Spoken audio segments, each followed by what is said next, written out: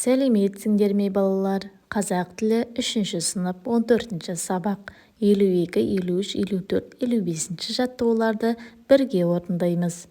52 жаттығу. Мәтінді оқы. Балалар мысықты таспен ұрып, қуалап жүрді. Біреуі мысықты ұстап алды. Екіншісі оның мойнына жіп байлап, сүйремекші болды. Бәрін көріп тұрған Әлима әже балаларға ұрсып, мысықты босаттырды. Сосын бәріне, іштеріңде жібі түзу бір бала болсайшы, деп кейді. Жібі түзу деп дұрыс жүретін, тәртіпті, адамгершілігі бар адамды айтады. Фариза Оңғарсынова. Енді балалар, мәтінге байланысты сұрақтарға жауап берейік. Мәтін не туралы? Мазмұнын айт дейді.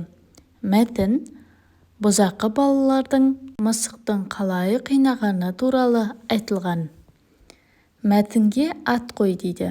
Мәтінге тәртіпсіз балалар деп ат қойсақ болады. Себебі мәтінде балалардың тәртіпсіз екені айтылған екен, балалар. Мәтіндегі негізгі ойды анықта дейді.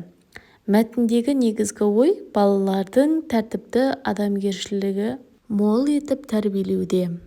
Балалар нені дұрыс істемеді? Олардың әрекетіне өз пікіріңді жаз дейді. Мысық тірі табиғаттың бір бөлшегі. Оны қорлауға, қинауға болмайды. Яғни балалар жалпы жануарларға зиян тигізуге болмайды екен, балалар. Олар табиғаттың бір бөлшегі. Яғни олар да тіршілік иесі. Сондықтан жануарларға зиянымызды тигізбеу керек екенбіз. Осылайша сабағымыз түсінікті болса, келесі 53 жаттығуды орындаймыз. Мақалдарды көркем жаз дейді. Әдепті бала, арлы бала, әдепсіз бала, сорлы бала. Әдепсіз өскен адамнан тәртіппен өскен тал жақсы.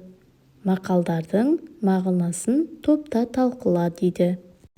Енді балалар, бұл мақалдан біз не түсіндік? Әдепті бала ол тәртіпті бала, ақылды бала болады. Ал әдепсіз бала ол тәртіпсіз, ұқыпсыз болады, Ал ұқыпсыз, бұзық баланы ешкім жақсы көрмейді, балалар. Сондықтан әдепсіз болуға болмайды, балалар. Ал екінші мақалда әдепсіз өскен адамнан тәртіппен өскен тал жақсы дейді. Бұдан не түсіндік, балалар? Әдепсіз, ұқыпсыз өскен баладан өскенде де сондай бұзақылықтар жасайды. Ал тәртіппен өскен тал жақсы деп отырғаны, өйткені бұзақы адамға қарағанда тал жақсы деп отыр, Енді сабақ түсінікті болса, дәптерімізге әдемілеп, қатесіз көшіріп жазамыз, балалар. Келесі 54 жаттығу. Сызба бойынша әңгімелеу мәтінін құра дейді. Құрағанның көркем мәтін екенін дәлелде. Оқиғаның басталуы, оның әрі қарай дамуы, оқиғаның аяқталуы. Ал енді осы сызбаға қарап өзіміз әңгімелеу мәтінін құраймыз, балалар. Көктемнің алғашқы күні атам екеуміз бақшаға түрлі жеміс талдарын және гүлдерін ектік. Бірнеше аптадан кейін гүлдер жайқалып шықты. Гүлдер ауланың сәнін кіргізіп, ауасын тазартып, хош иіс беріп тұрды. Осылай жазсаңыздар болады, балалар. Келесі 55 жаттығу. Шығармашылық үзіліс.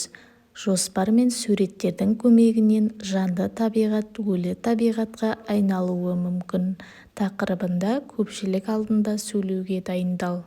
Ал енді балалар, суретке қараймыз. Суретке тұздалған қияр, ойыншық балапан және құстың ұясындағы жұмыртқа және көгеріп тұрған ағаш тұр, балалар. Ал енді осы суретті пайдалана отыра сөзді, жоспарды толықтырамыз. Жоспарды толықтыр дейді. Жанды табиғаттың өлу себептері.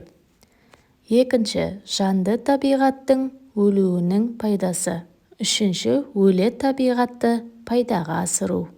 Бұның себептері, балалар, Жанды табиғаттың өлу себептері ол кез келген тірі ағзаның өмір сүруінің шектік деңгейі бар. Сондықтан олар тек сол аралықта ғана өмір сүреді. Жанды табиғаттың өлуі жас табиғаттың өсуіне септігін тигізеді. Қурап тұрған ағашты отын етіп пайдалануға болады. Яғни жанды табиғаттың өлу себебін осылай түсінеміз балалар, яғни ағаштар қурап өлгеннен кейін қайтадан орнына жаңа ағаштар отырғызылып шығады, балалар. Сонымен біздің сабағымыз осымен аяқталды, балалар. Бүгінгі сабақ түсінікті болды деген ойдамын. Сабақ ұнаса, лайк басып, достарыңа таратуды ұмытпа.